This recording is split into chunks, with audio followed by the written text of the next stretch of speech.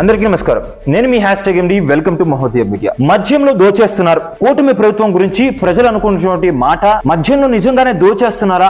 మందు కొనాలన్నా, అమ్మాలన్నా, తయారీ చేయాలన్నా ప్రతిదీ కూడా గవర్నమెంట్ బుక్లెట్ లో ఉండేది. క్వాలిటీ లెస్ మద్యాన్ని తీసుకొచ్చి అధిక ధరలకు అమ్మడం జరిగింది. 250 నుంచి 300 రూపాయలు ఒక బాటిల్ కి ఖర్చు చేస్తా ఉంటే ఇంకా ఎంత మిగులుతుంది, ఎంత తినాలి? ఇదే అక్కడ గత ప్రభుత్వానికి నెగిటివ్ గా ప్లే చేసింది. కానీ ఈ ప్రభుత్వ హయాంలో ఈ ప్రైవేట్ పాలసీ తీసుకొచ్చిన తర్వాత విచ్చల విడిగా చేసేస్తున్నారు. ప్రతిదానికి కూడా బెల్ట్ షాపులు పెడితే బెల్ట్ తెగిద్దినట్టుగా మాట్లాడుతూ ఉంటారు, ఊదర కొడతా ఉంటారు. ఈ కూటమి ప్రభుత్వం పెద్దలకు కూడా తెలుసు బెల్ట్ షాపులు అనేవి నడుస్తున్నాయని, విచ్చల విడిగా నడుస్తున్నాయి. ఇంకా చెప్పుకోవాలంటే మద్యంలో దోచేస్తున్నారు. ఇది నేను చెబుతున్నటువంటి మాట కాదు, కూటమి ప్రభుత్వం గురించి ప్రజలు అనుకున్నటువంటి మాట. At the same time Chandrababu Naidu గారు సర్వే చేసిన తర్వాత తేటతెల్లమైన విషయం. అసలు ఇలా ఎందుకు జరుగుతుంది? మద్యంలో నిజంగానే దోచేస్తున్నారా? ఆంధ్రజ్యోతి పత్రిక కూడా దీన్ని రాయడం పట్ల ఎంత సివియారిటీ ఉందని చెప్పి మనం అనుకోవాలి. ఆ విషయాలు మొత్తం ఒకసారి మనం ఇప్పుడు చూసుకుందాం, తెలుసుకుందాం. గత ప్రభుత్వంతో ఈ ప్రభుత్వంతో ఈ మద్యం పాలసీ గురించి ఒక వీడియో ఆల్రెడీ మన ఛానల్లో మనం చేయడం జరిగింది. దాని కంపారిజన్ ని మళ్ళీ ఇక్కడ తీసుకుంటూ ఇప్పుడు వీళ్ళు ఏమేం చేస్తున్నారు, ఎందుకు నెగిటివ్ అవుతున్నారు అన్నది కూడా మాట్లాడుకుందాం ఈ వీడియోలో. వీడియోని చివరి వరకు చూడండి, చాలా ఇంట్రెస్టింగ్ గా ఉంటుంది. ఫస్ట్ ఆఫ్ ఆల్, గత ప్రభుత్వ హయాంలో మద్యం పాలసీ ఎలా ఉండేదో చెప్తాం. మొత్తం గవర్నమెంట్ పెత్తనంలో ఉండేది. మందు కొనాలన్నా, అమ్మాలన్నా, తయారీ చేయాలన్నా ప్రతిదీ కూడా గవర్నమెంట్ బుక్లెట్ లో ఉండేది. ఎంతసేపు నడపాలి, ఏం నడపాలి, మొత్తం కూడా వాళ్ళ చేతిలోనే ఉండేది. అలాగా గత ప్రభుత్వ హయాంలో సెంట్రలైజ్డ్ దోపిడీ అనేది జరిగింది. అంటే మొత్తం ప్రభుత్వ స్థాయి అధికారులు లేకపోతే బడా నాయకుల చేతుల్లోనే జరిగింది అది మొత్తం కూడా. అట్ ద సేమ్ టైం ఇంకోటి ఏం జరిగిందంటే క్వాలిటీ లెస్ మద్యాన్ని తీసుకొచ్చి అధిక ధరలకు అమ్మడం జరిగింది. దాని వల్ల పేదవాడు ఎవరైతే ఉంటారో రోజు మొత్తం కష్టపడితే 400 నుంచి 500 రూపాయలు వస్తాయి వాళ్ళకి. అందులో 250 నుంచి 300 రూపాయలు ఒక బాటిల్ కి ఖర్చు చేస్తా ఉంటే ఇంకా ఎంత మిగులుతుంది, ఎంత తినాలి? ఇదే అక్కడ గత ప్రభుత్వానికి నెగిటివ్ గా ప్లే చేసింది. యాజ్ ఆఫ్ నౌ ఇప్పుడు ఈ ప్రైవేట్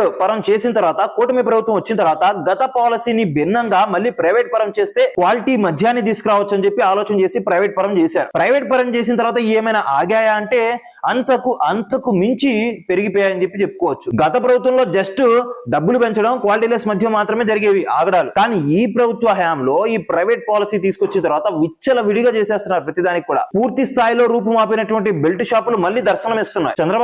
దడపా అడపా మీటింగ్లు పెట్టేసి మద్యం షాపులు మాత్రమే ఉన్నాయి, బెల్ట్ షాపులు లేవు.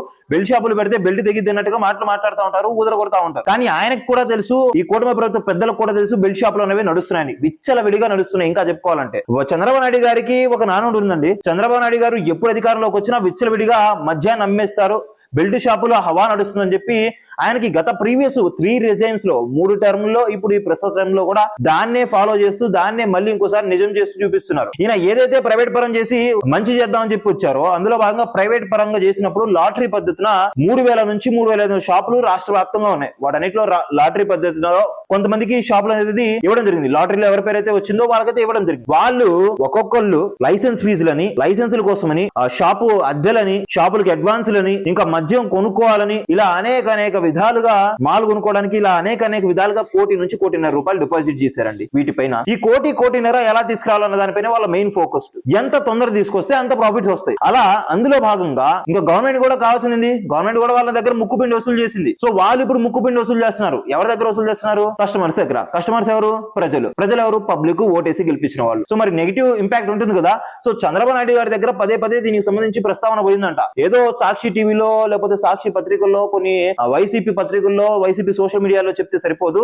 ఆ వస్తున్నటువంటి వాదనలు పదే వస్తున్నాయంటే దాంట్లో డెఫినెట్ గా ఏదో ఒకటి జరుగుతూ ఉంటుంది, దాంట్లో నిజంగా తప్పు జరిగే ఉంటుంది అని చెప్పి ఆయన RTGS తో సర్వే చేయించుకున్నారంట. అలా సర్వే చేసినప్పుడు రాష్ట్ర వ్యాప్తంగా ఉన్నటువంటి 11,000 మంది మద్యం సేవించే వాళ్ళని సర్వే చేశారంట. అందులో భాగంగా తేటతలమైన విషయాలు ఏంటిదంటే MRP ధరల కన్నా అధికంగా 10 నుంచి 30 రూపాయల వరకు అయితే వసూలు చేస్తున్నారు ప్రైవేట్ వాళ్ళు అని చెప్పి ఒక విషయం అర్థమైంది. ఇంకా కొంతమంది ఇన్ఫ్లుయెన్షియల్ లీడర్స్ ఎవరైతే ఈ షాపులు తగ్గించుకున్నారో వాళ్ళు చెప్పిందే వేదం చేసిందే చట్టం అన్నట్టుగా చేస్తున్నారు. 100 రూపాయలు కూడా పెంచినా అడిగే నాదులు లేరు, క్వశ్చన్ చేస్తే ఏం చేస్తారో తెలియదు. సో అలా ఉంది పరిస్థితి. ఇంకోటి బెల్ట్ షాపులు విచ్చలవిడిగా ఒక్కో షాపు కింద 4 నుంచి 5 బెల్ట్ షాపులు నడుస్తున్నాయి. అది ఫ్యాక్ట్, ఎవరిని అడిగినా తెలుస్తుంది, మీరు బయటకు వెళ్ళి చూసినా తెలుస్తుంది. ఇంకోటి ఏంటంటే అసలు ఒక టైమింగ్ పద్ధతి అనేది లేదు. గత ప్రభుత్వ హయాంలో 10ంటికి క్లోజ్ చేసేవాళ్ళు, కానీ ఈ ప్రభుత్వ హయాంలో 24/7 ఉదయం కూడా లేదు, 24/7 రన్ అవుతున్నాయి. ఉదయం 6ంటికి వెళ్ళినా ఉంటుంది, 5ంటికి వెళ్ళినా ఉంటుంది, రాత్రి 1ంటికి పోయినా ఉంటుంది, 2ంటికి పోయినా ఉంటుంది. 3 భాషల్లో వెళ్ళిన వాళ్ళకి ఉంటుంది. షట్టర్ కొట్టినట్టు, ఇదో రవితేజ గారి సినిమాలో షట్టర్ కొడితే మద్యం బాటిల్లో విసిరేసినట్టు, అలానే పూల కొట్టుల్లో, బడ్డీ కొట్టుల్లో,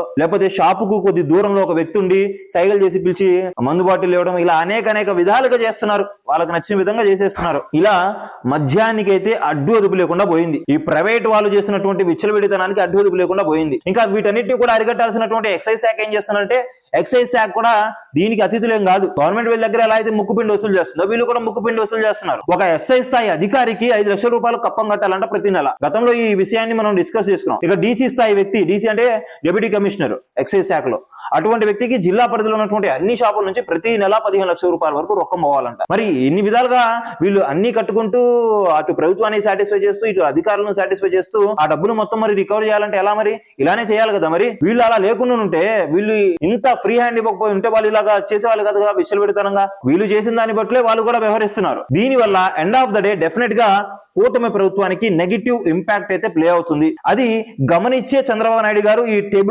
రిపోర్ట్ ని మొత్తం కూడా తీసుకొచ్చుకోవడం జరిగింది. అయితే వీటిని ఎలా కౌంటర్ బ్యాక్ చేయాలి, ఎలా వీటిని ఎలిమినేట్ చేయాలన్న దానిపై ఆయన ఫోకస్ చేయాలి. ఫోకస్ చేయకపోతే కనుక ఆ లోపు నష్టం జరిగిపోతుంది. గత ప్రభుత్వంలో అయినా 2 తప్పులు, ఈ ప్రభుత్వంలో అన్ని తప్పులే కనిపిస్తున్నాయి మద్యం పాలసీలో. సో ఎవరి దురాశ వాళ్ళది. ఆ షాపుల వాళ్ళు అంత డబ్బులు పెట్టిన వాళ్ళ తప్పేం లేదు. ఆ పెట్టిన డబ్బులు మొత్తం రావాలి కదా వాళ్ళకి. 14% మార్జిన్ అంటే దాంట్లో మళ్ళీ గవర్నమెంట్ కి కొద్ది కట్టేసి ఈ కప్పాలు కట్టుకొని ఒక 7 to 8% మిగులుతుంది వాళ్ళకు. ఆ 7 to 8% ఇదే లెక్కన అంటే ఎంఆర్పీల కన్నా అధికంగా అమ్ముకుంటే అలా ఒక 6 నెలల్లో వాళ్ళు పెట్టిన పెట్టుబడి తిరిగి వస్తుంది. 6 నెలల తర్వాత వచ్చేది మొత్తం ప్రాఫిట్ కింద లెక్క.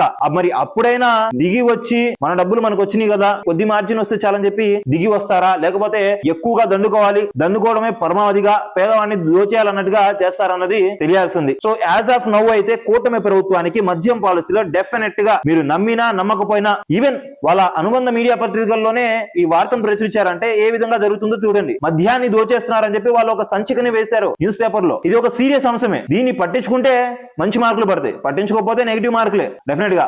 వాళ్ళ పడ్డటే మీకు పడతాయి. ఇప్పుడు దాని ఇంపాక్ట్ మీకు తెలియకపోవచ్చు. రేపు పొద్దున ఎలక్షన్ పోయేటప్పుడు మీకైతే దాని యొక్క ఇంపాక్ట్ అయితే తెలుస్తుంది. లోకల్ బాడీ ఎలక్షన్స్ కూడా రాబోతున్నాయి. మరి చూడాలి మరి వీటిని ఏ మేరకు అరికడతారన్న దానిపైనే ఈ ప్రభుత్వంపై మంచి మార్కులా లేకపోతే నెగిటివ్ మార్కులా అన్నది ఆధారపడి ఉంటుంది. సో చూసారు కదండి, ఈ మద్యం పాలసీలపై మీ అభిప్రాయం ఏంటి? ప్రైవేట్ పరం చేసిన తర్వాత బాగుందా లేకపోతే గతంలో బాగుందా? గతంలో బాగుంటే ఏం బాగున్నాయి, ఇప్పుడు బాగుంటే ఏం బాగున్నాయి? గతంలో బాగలేకపోతే ఏం బాగలేదు, ఇప్పుడు బాగలేకపోతే ఏం బాగలేదు అన్న వాటిపై కింద కామెంట్ చేసి తెలియజేయండి. ఇలాంటి ఒక అంశాలపై ప్రతిరోజు మనం ఒక వీడియో చేస్తాము. మా వీడియో మీరు ఇక్కడ దాకా చూసారంటే మా వీడియో మీకు నచ్చిందని చెప్పి అనుకుందాము. సో మా వీడియో మీకు నచ్చితే, అలానే మీరు ఫస్ట్ టైం చూస్తున్నట్టయితే మా ఛానల్ ని సబ్స్క్రైబ్ చేసుకుని కింద లైక్ చేయండి. Thank you for watching a video till the end.